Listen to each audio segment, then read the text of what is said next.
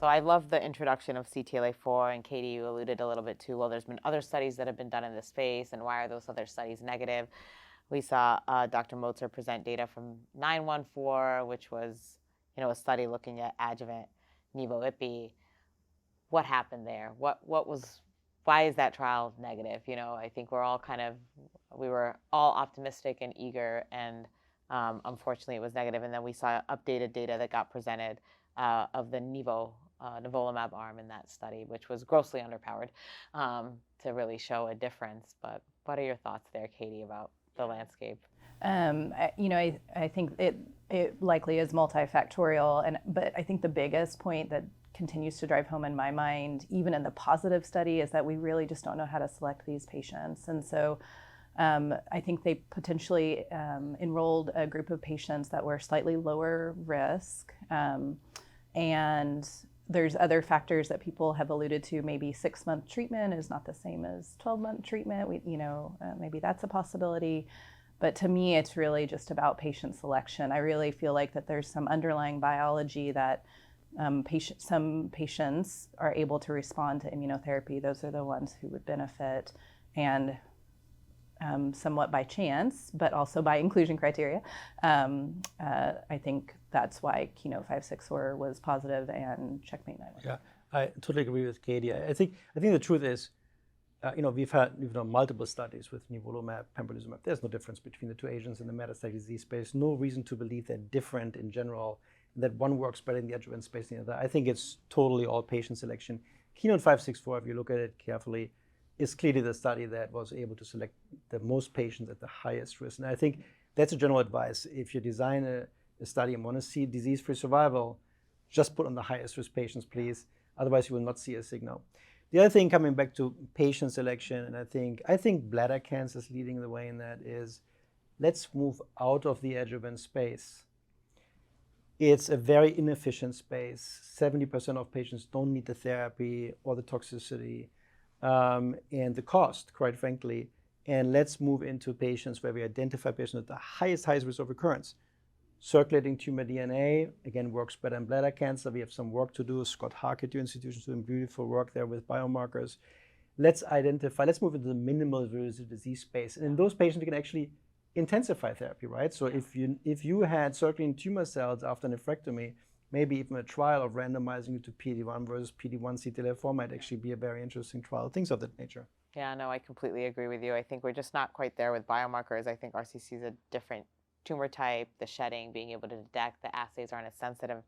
But I agree with you around risk of, inclusion of the T1 patients and exclusion of the M1 patients, only 6 months of treatment. And I think Dr. Motzer even commented, like, people's threshold to stop a therapy in the adjuvant setting is it's a much lower bar than when somebody's got overt metastatic disease. Although one more thing, people talk about, well, it's only 6 months versus 12 months, but the truth also is a single dose of a PD-1 inhibitor lasts how long?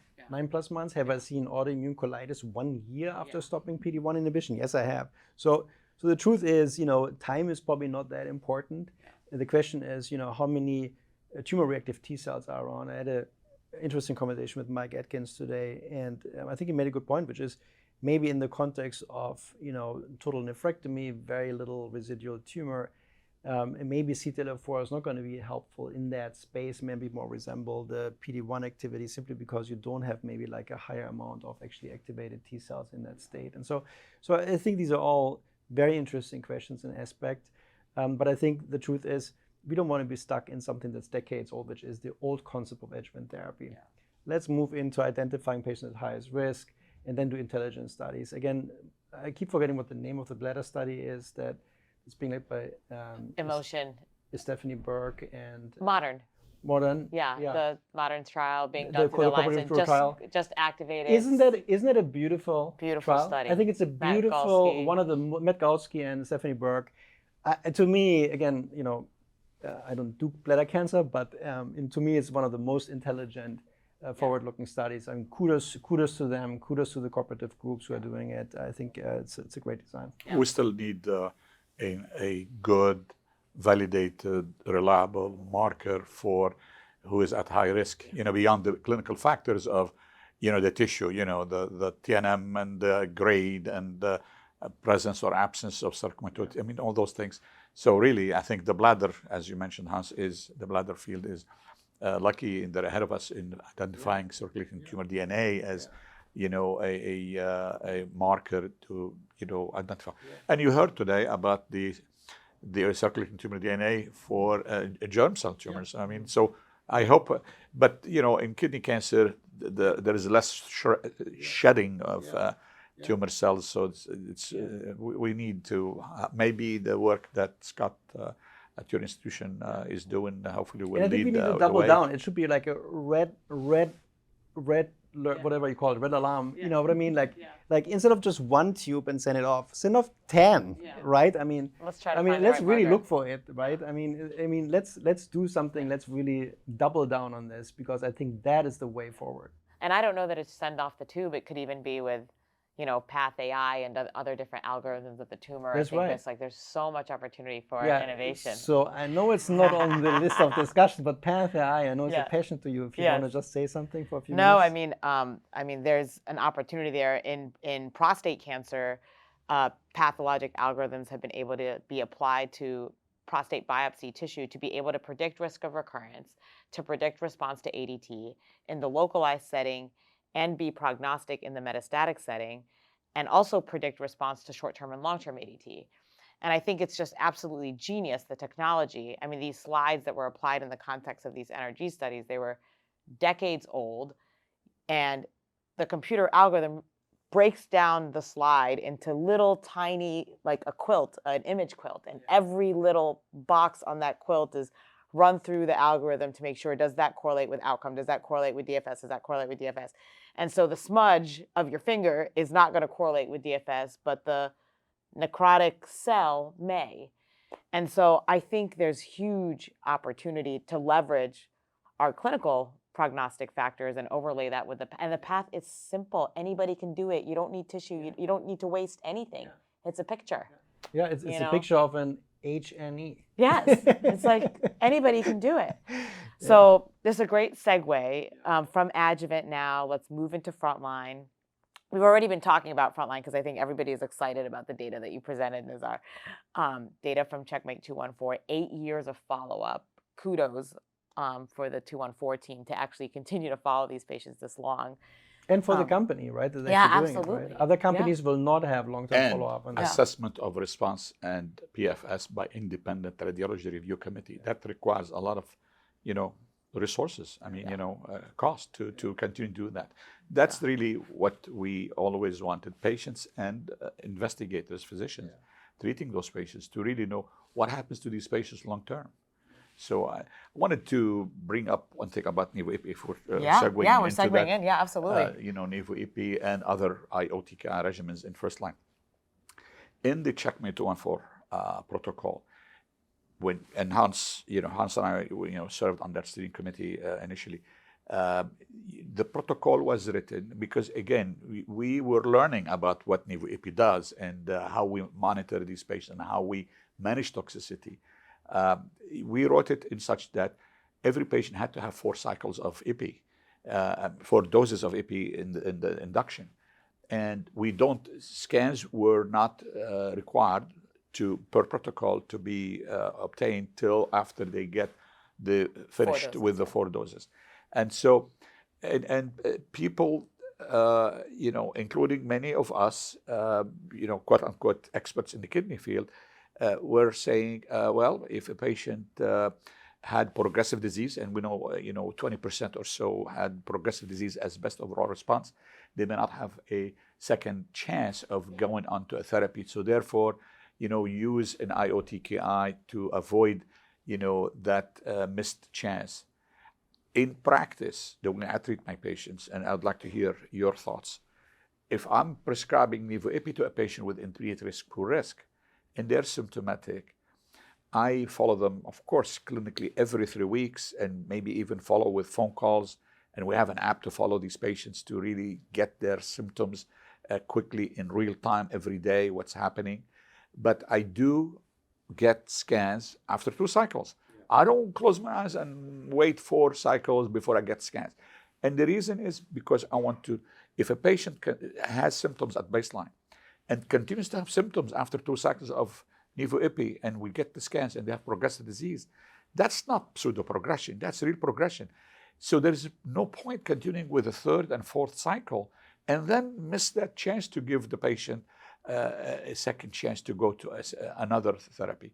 So those patients, I changed course, I changed systemic therapy, and I have to say that I have not had a situation where a patient who had progressive disease through first-line therapy with nivo-ipi, that I wasn't able to give them a 2nd line or a 3rd line in many patients. Yeah, I wholeheartedly agree. So in patients, there are some patients I just don't worry about the disease burden. And to be honest with you, that's the majority of my patients, quite frankly. And then there's patients like you where I'm not sure. If they overtly progress, I rather want to catch it early, and I'm exactly like you. I get a scan at 6 weeks to do that. And then, I may not necessarily switch completely over to TIC. I may just actually, I know it's not what we normally would do, but I may add a TKI, like a combinable TKI, right? So just to complete finishing the induction, if you will. So it's a pathway less trodden. I don't do it in a large number of patients. But if it's like a young individual, they have one chance at it, cool off the disease with the TKI, control the complete induction, and then lift off the TKI, and then you learn what happened, right? I think that's one way of doing it. What I'm trying to say is I don't think we should actually be too worried about the 20% PD. It doesn't mean 20% will die, right? It just means they progress overtly, right? But the vast majority of patients will still do well, will still find a way to a TKI. So I think we need to make sure that this 20% is not overhyped in that regard. The biggest part about also nivo-ipi, which I think applies to the community oncologists, I think, there is need to, obviously educate our patients to contact the clinic, the physicians, the nurses, the advanced practice providers, if they're having any problems, so we alerted quickly to them if they're having a toxicity.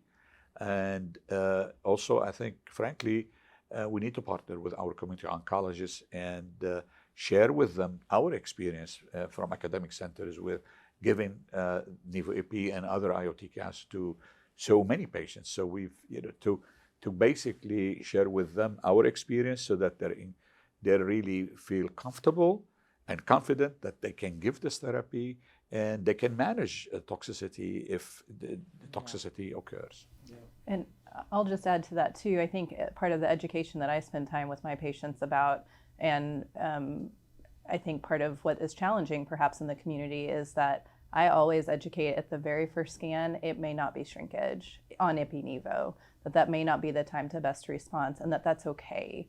Whether it's a little pseudo-progression, we're going to do some SBRT or something like this. But I do think it's hard to sit in front of the patient. They've just been diagnosed with stage 4 metastatic kidney cancer. They want to see success on first scan. Sure. A community doctor wants to see success on first scan. So I do find it is a little bit easier if I tell my patient right up front, hey, this is what I think may have the best chance for durable response, but we may not see that right up front. And I sometimes jokingly in the first visit, I call it the marshmallow test, right? Remember the little kid gets a marshmallow, sits in front of it, and we all know if they are able to sit there 10 minutes and wait for the reward by not eating it, they get a second one 10 minutes later, right? Those kids do better in life. We all know that, right? Yeah. And so I call it the marshmallow test with the scan, okay? Wait for the second marshmallow. It may be all my kids are going to eat the marshmallow. They want instant gratification. But I think that data was so good about the short-term gains and long-term gains that in the long run, you're actually really helping your patients with, potentially giving them IO up front. And I think the second most potentially practice-changing abstract that was presented was 214. I think that favorable risk data, as we think about guidelines and application, I really think it's important that this data gets out there and is in front of our community physicians, that they see, these patients are going to innately do well. They're favorable risk by definition. They're asymptomatic. You're going to have another opportunity to treat them. But we know that delayed, IO, post-IO, the likelihood of a cure in that context is very, very low. And so you kind of have one shot at it with your IO. I mean, it's actually not complicated, right? The truth is, if I had metastatic kidney cancer, I was good risk with some lung nodules, right? It's not like I'm happy with, okay, the doctor tells me, well, you're good risk. No matter what I treat you with, you can start with a pill or something else. I don't want to just shrink it. Actually, I want to get rid of it and be done with it, right? I want to have a curative approach. And yes, there was a lot of debate of, good risk disease and response to immune checkpoint, which, by the way, is all over the place if you look at the various studies. So I do think, from my perspective, IMDC as a selection criteria for immunotherapy should actually fall away, quite frankly. So Dr. Tannir has shown beautiful data in the good risk group, where clearly now the patients exposed to nivolumab, ipilimumab are showing now an OS benefit on the curve. The hazard ratio is going in favor of that. I think it's becoming very clear.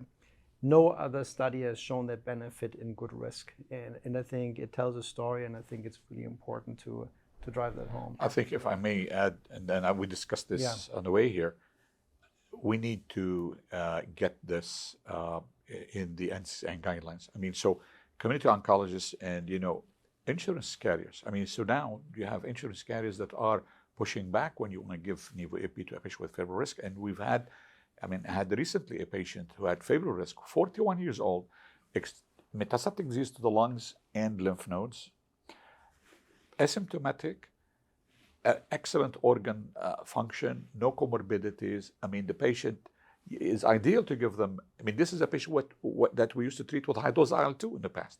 So the insurance said, no, this is not the guidelines because it's category 2A. You need to treat him with an IO-TKI. We pushed back. I pushed back with the insurance, and they were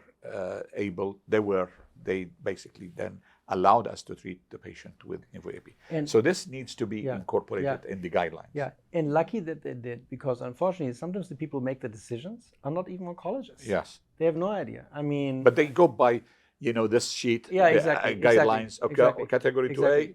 Yeah, but just to respond to your suggestion, actually, on the way after your presentation, I sent an email to our NCCN representative and said, this needs to be changed in the guidelines. To preferred. Yeah, absolutely. I completely agree. It needs to be. And I think as we think about future trials that are getting designed, there's been a lot of discussion about what should the control arm be of future frontline studies. I think it would be a shame and a failure on our part to exclude those favorable risk patients from those studies.